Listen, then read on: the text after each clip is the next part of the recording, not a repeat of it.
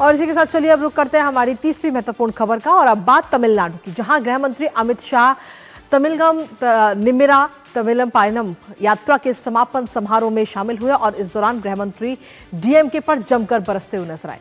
अमित शाह ने दावा किया कि अप्रैल 2026 में तमिलनाडु में एनडीए सरकार बनेगी और बीजेपी एआईएडीएमके गठबंधन सत्ता में आएगा।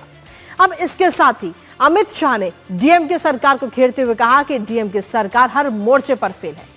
अमित शाह ने परिवारवाद का भी आरोप लगाते हुए कहा कि तमिलनाडु में एक परिवार के शासन को खत्म करने का समय आ चुका है। पहले करुणानिधि, फिर स्टालिन और अब उदयनिधि। इसके साथ ही अमित शाह ने बीजेपी पदाधिकारियों और वरिष्ठ नेताओं के साथ एक बंद कमरे में अहम बैठक की, जिसमें संगठन से जुड़ी हुई रणनीतियों पर चर्चा की गई। करेंगे चर्चा अपने संवाददाता से और जानेंगे लेटेस्ट अपडेट। उससे पहले आपको दिखाते हैं कि आखिर अमित शाह की तरफ से क्या कुछ कहा गया है। ये समारोह में आए हुए सभी कार्यकर्ताओं को मैं विश्वास दिलाना चाहता हूं कि अप्रैल 2026 में तमिलनाडु में एनडीए की सरकार बनने जा रही है। तमिलनाडु में अयोध्या राम मंदिर भूमि पूजन के वक्त अघोषित कर्फ्यू लगाया जाता है। उनके वरिष्ठ नेता सनातन धर्म को डेंगू और मलेरिया बताते हैं। पूरे भारत में सबसे करप्ट गवर्नमेंट अगर कहीं पर है तो दुर्भाग्य से वो तमिलनाडु में है। तमिलनाडु सरकार का एकमात्र उद्देश्य है स्टालिन जी के बेटे उदयनिधि को मुख्यमंत्री बनाना। तो अमित शाह को आपने सुना, जो सीधे तौर पर उन्होंने कहा कि इस बार 2026 में तमिलनाडु में एनडीए आने वाली है और साथ ही इसके साथ ही जो परिवारवाद की राजनीति है वो भी खत्म हो जाएगी। हमारे साथ हमारे सहयोगी चेन्नई से इस वक्त जुड़ रहे हैं रितेश रंजन, सीधा उनका रुख करेंगे ताजा अपडेट के लिए।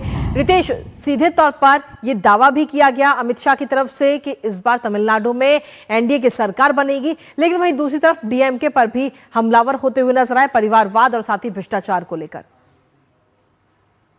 जी हाँ, ये भ्रष्टाचार और परिवारवाद तो डीएमके के साथ चोली दामन का नाता रहा हुआ है।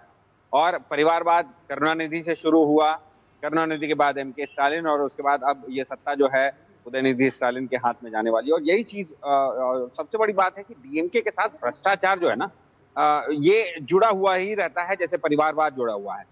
अभी कई ऐसे मामले हुए हैं हाल फिलहाल में जिसमें सेंथिल बालाजी का भी नाम आ रहा है, जो मिनिस्टर थे। उनके सुप्रीम कोर्ट और कोर्ट के दबाव के बाद ही उन्हें मंत्री पद से दोबारा, जब वो बेल पे बाहर आए तो उनको फिर से मंत्री पद दिया गया और उसके बाद फिर जब कोर्ट की फटकार लगी तो उनको मंत्री पद से हटाया गया। तो और एक यही नहीं, कई ऐसे मामले हैं जिसमें भ्रष्टाचार की बू आती है और कई मामले हैं जिसमें ईडी, सीबीआई और आईटी विभाग ने भी कुछ डीएमके के मंत्रियों पे छापेमारी भी की है। और कुछ न कुछ ऐसा रोज निकलता आ रहा है। अभी हाल फिलहाल में देख लीजिए, कल कुछ दिनों पहले की घटना है जिसमें डीएमके सरकार ड्रग को कंट्रोल करने में फेल नजर आ रही है। और यही कारण है कि हमारे एक हिंदी भाषी प्रवासी मजदूर पे ड्रग के इन्फ्लुएंस में कुछ नाबालिग लड़कों ने हमला भी किया है। जी चलिए, बहुत बहुत शुक्रिया रितेश, तमाम जानकारी हमारे साथ साझा करने के लिए इस महत्वपूर्ण खबर से जुड़ी हुई। और इसी के साथ फिलहाल न्यूज मंच में मुझे और हमारी पूरी टीम को दीजिए अनुमति इस वादे के साथ कि दोपहर 2 बजे फिर होगी आपसे मुलाकात कुछ और महत्वपूर्ण खबरों के साथ। तब तक के लिए नमस्कार।